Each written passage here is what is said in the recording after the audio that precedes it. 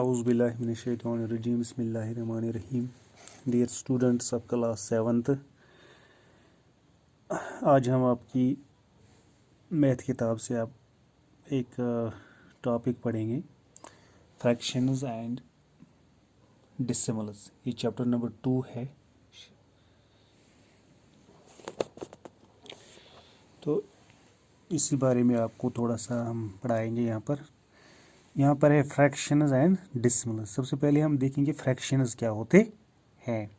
Fraction, जहाँ तक fraction का ताल्लुक है, फ्रैक्शन की जो डेफिनेशन है, फ्रैक्शन का मतलब है part of a whole. Part of a, अब ये पार्ट ऑफ ए होल किस तरह आपको समझ आएगा। पार्ट हो गया हिस्सा।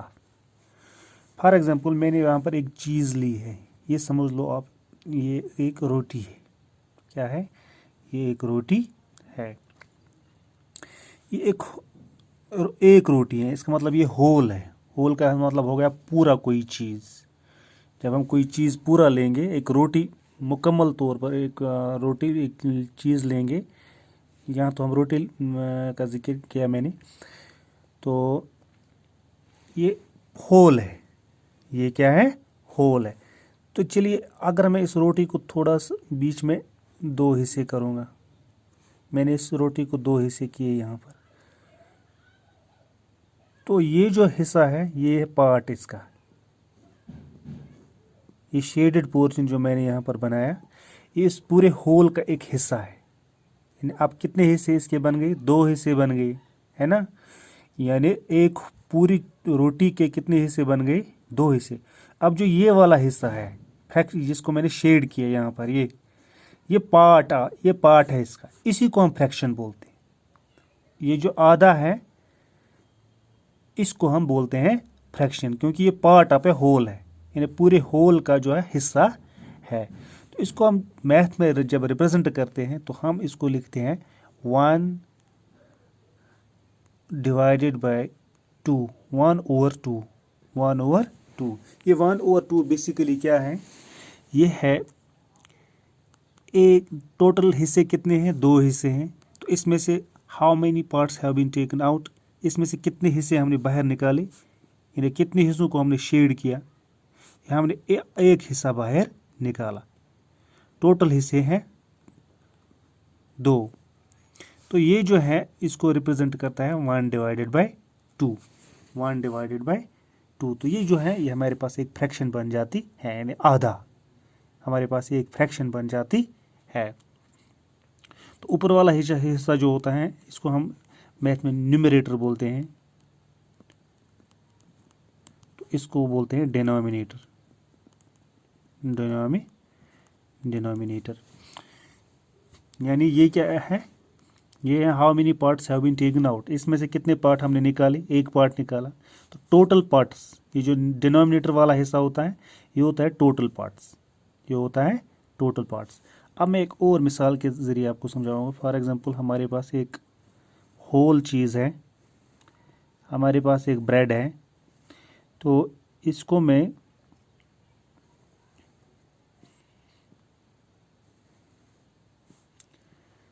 मैंने कितने हिस्सों में डिवाइड किया? 4 हिस्सों में। कितने हिस्सों में? 4 हिस्सों में। तो हमारे पास जो इस वक्त जो डिनोमिनेटर बनेगा वो कितना बनेगा? That is 4। तो अब हम देखेंगे इसमें से कितने पार्ट्स हम निकालना चाहते हैं। हम इसमें से, फॉर एग्जांपल, हम इसमें से 3 हिस्से निकाल देंगे। 3 हिस्सों को मैंने शेड किया, इसका मतलब है हम 3 हिस्सों को बाहर निकालते हैं। ये है कितने हिस्से हमने इसमें से निकाले? 3 हिस्से। तो इन 3 हिस्सों को हम न्यूमरेटर में लिखते हैं। तो ये जो फ्रैक्शन बन जाती है इस वक्त, दैट इज 3/4। यानी 3 हिस्से हमने बाहर निकाले हैं, वो टोटल हिस्से कितने हैं? वो 4 हिस्से हैं। 3/4, ये भी एक फ्रैक्शन बन गई, 3/4। तो इस तरह से जो है हम फ्रैक्शन को समझ सकते हैं। तो फ्रैक्शन बेसिकली क्या है? पार्ट ऑफ ए होल, यानी किसी होल का पार्ट, जो पार्ट हम बाहर निकालते हैं। तो ये जो है, ये इसके 3 पार्ट्स हैं, हमने 3 पार्ट्स को बाहर निकाला, टोटल पार्ट्स 4 है, तो ये एक फ्रैक्शन बन गई 3/4। फ्रैक्शन का क्या है, part of a whole.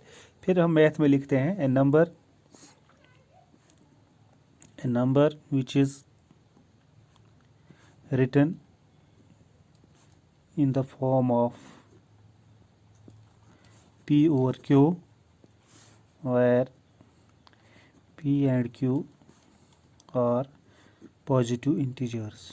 Positive ये इसकी दूसरी मतलब डेफिनेशन है, फ्रैक्शन की दूसरी डेफिनेशन है। A number which is written in the form of P over Q, where P and Q are positive integers। P and Q यानी numerator and denominator they must be both positive integer, यानी positive integers ये होने चाहिए। तो इसके बाद जो है इसमें टाइप्स ऑफ फ्रैक्शंस है, टाइप्स ऑफ फ्रैक्शंस है। पहली जो है that is a proper fraction. Proper fraction में क्या होता है,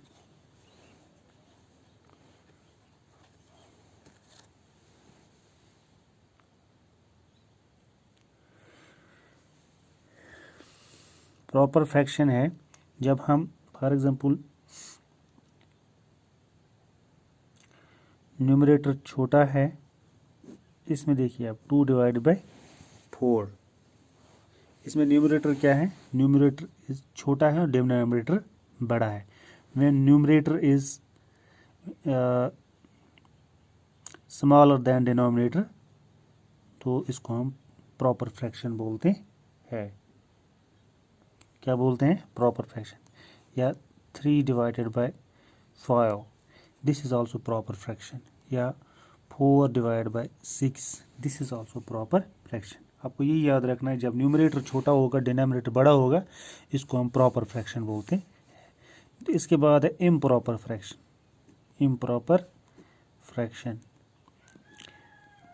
इम्प्रॉपर फ्रैक्शन जैसे 7/4 या 9/4 या 5/2। इसमें देखिए अब इसमें क्या मामला है, इसमें न्यूमरेटर बड़ा है और डिनोमिनेटर छोटा है। जब न्यूमरेटर बड़ा होगा और डिनोमिनेटर छोटा होगा, इस फ्रैक्शन को हम इम्प्रॉपर फ्रैक्शन बोलते हैं। Improper fraction, this is not proper fraction. Proper fraction में न्यूमरेटर बड़ा होता है, डिनोमिनेटर छोटा होता है, न्यूमरेटर छोटा होता है, डिनोमिनेटर बड़ा होता है। और इम्प्रॉपर फ्रैक्शन में न्यूमरेटर बड़ा होता है और डिनोमिनेटर छोटा होता है। ये क्लियर हो गया ना, यहाँ तक आसान सा तरीका है। और इसके बाद होता है मिक्सड फ्रैक्शन। तीसरी जो है मिक्सड फ्रैक्शन है। फॉर एग्जांपल अगर मैं इस ये जो हमने हमारे पास इम्प्रॉपर फ्रैक्शन 9/4, इसको अगर हम थोड़ा खोल कर लिखेंगे, तो आपको क्या करना है, पहला जो है ये डिनोमिनेटर वाला, इसको आप यहीं पे रखिए। फिर हम इसका पहाड़ा पढ़ेंगे कहाँ तब, जब तक 9 आएगा। फॉर एग्जांपल 4 1 4, 4 2 8, 4 3 12, 12 तो ज़्यादा हो जाएगा। 4 2 8, 2 हमें यहाँ पे लिखना है, यानी 4 2 8। फिर कितना बचता है, 1 बचता है, यानी 2 कंप्लीट 1/4। ये भी बराबर, अगर हम इसको वापस करेंगे, रिवर्स करेंगे, तो ये 9/4 बन जाएगा। कैसे, 4 2 8, 8 + 1 दैट इज 9। जैसे मैं यहाँ पर करूँगा 4 2 8 + 1/4 दैट इज़ 8 + 1 हो गया 9/4। तो वापस हमने इसको किया। तो ये जो है हम इसको ये खोल कर लिखते हैं, इसको हम बोलते हैं मिक्सड फ्रैक्शन। 2 कंप्लीट 1/4 जो है ये एक्चुअली क्या है, 9/4। इसको हम बोलते हैं मिक्सड फ्रैक्शन। यानी ये जो फ्रैक्शन है ये, इसको हम मिक्सड फ्रैक्शन बोलते हैं। मिक्सड फ्रैक्शन क्या हो गई, अब मिक्सड फ्रैक्शन हो गई जब हम इम्प्रॉपर फ्रैक्शन को थोड़ा सा जिस तरह खोल कर लिखते हैं, तो ये क्या बन जाता है, मिक्सड फ्रैक्शन बन जाता है। तो आज आप इतना ही देखेंगे कि आपने अब ये देख लिया कि फ्रैक्शन क्या हो गया और किस इम्प्रॉपर फ्रैक्शन क्या है, प्रॉपर फ्रैक्शन क्या है और मिक्सड फ्रैक्शन क्या है।